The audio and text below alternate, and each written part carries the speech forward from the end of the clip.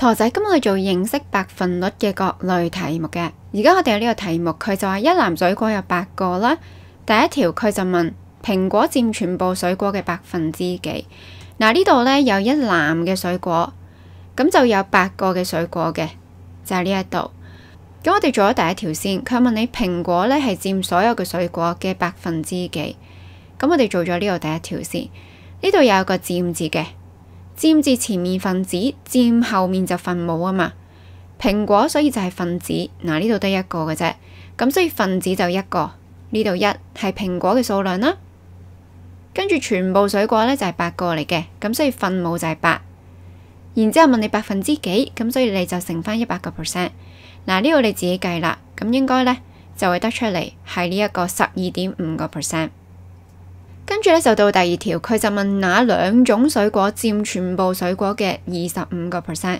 邊兩隻生果係佔25%？嗱，陀仔首先25%呢，亦都即係1/25。你約晒揀呢，就會發覺係1/4。邊兩隻生果夾埋1/4？嗱，但係呢度呢8隻生果啊嘛，咁所以我哋擴大啲先，1/4亦都即係2%。咁就問啦，到底呢度啲生果呢，邊兩隻係8份入邊嘅2份啊？嗱，呢度1份、2份，咁咪呢2個咯。